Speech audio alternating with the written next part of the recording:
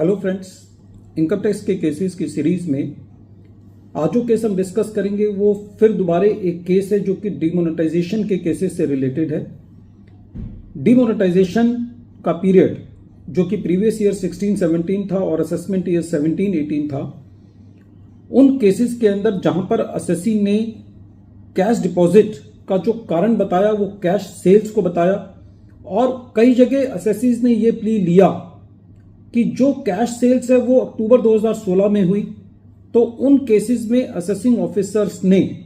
जो एडिशन किया उसका आधार ये लिया कि अक्टूबर 2016 की सेल अक्टूबर 2015 और अक्टूबर 2017 की सेल से बहुत ज्यादा है, इसलिए उन्होंने असेसी की एक्सप्लेनेशन को नहीं माना। सेकंड, असेसिंग ऑफिसर्स का यह कहना था कि असेसी अपने कस्टमर्स का आइडेंटिफिकेशन नहीं दे पाए, इसलिए भी उसको भी एक आधार माना असेसी की एक्सप्लेनेशन को एक्सेप्ट ना करने के लिए। तो ऐसे केस में ट्रिब्यूनल्स क्या स्टैंड ले रही हैं? ऐसा प्रेजेंट केस में दिल्ली आईटीएटी की एसएमसी बेंच ने एक Nitin Agarwal versus income tax officer के केस में डिस्कस किया, और यह case 123 ITR tribunal short notes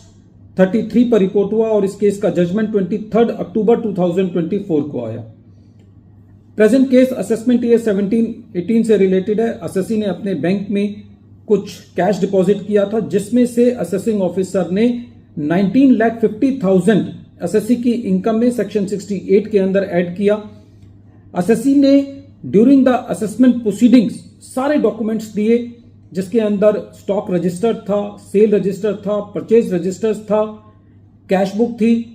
सारे सेल के बिल थे जो कि अक्टूबर 2016 से रिलेटेड थे। और असेसी का यह कहना था कि जो सेल असेसी ने अक्टूबर 2016 में की, यह सेल इस वजह से की क्योंकि अक्टूबर 2016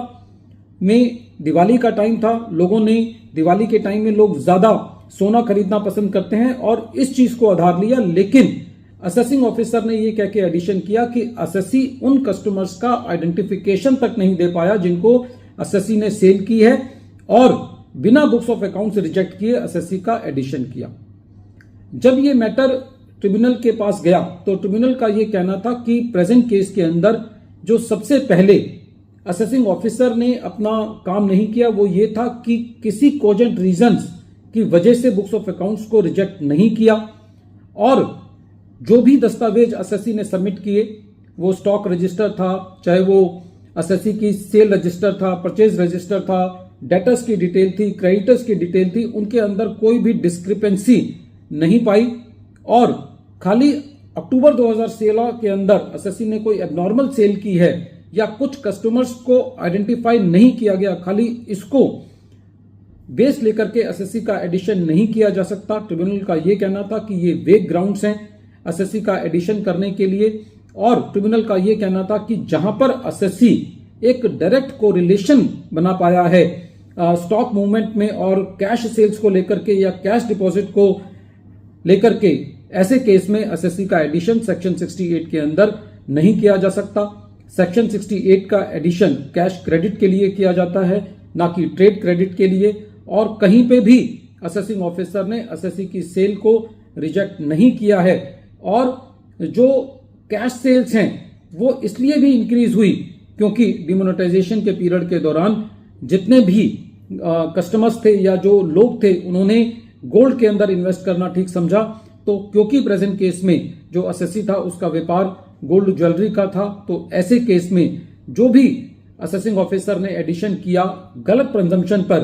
कि कोई कस्टमर्स आइडेंटिफाई नहीं हो पाए, या ये इम्प्रोबेबल है कि खाली अक्टूबर 2016 के अंदर सेल क्यों इंक्रीज हुई, अक्टूबर 2015 या 2017 में उतनी सेल क्यों नहीं हुई, तो ऐसे केस में जब असेसिंग ऑफिसर ने असेसी की बुक्स को रिजेक्ट नहीं किया या जो भी असेसी ने दस्तावेज दिए उनके अंदर कोई त्रुटि या कोई कमी नहीं निकाली, तो ऐसे केस में जो एडिशन किया गया है वो जस्टिफाइड नहीं है। फ्रेंड्स, ये भी एक केस बहुत इंपॉर्टेंट केस है डिमोनेटाइजेशन के केसेस की आवाज में। वीडियो के अंत में एक बार फिर मैं केस का नाम रिपीट कर रहा हूं। केस का नाम है Nitin Agarwal versus income tax officer, और ये case 123 ITR tribunal short notes 33 पर रिपोर्ट हुआ और इस केस का जजमेंट 23 अक्टूबर 2024 को आया। Thank you friends.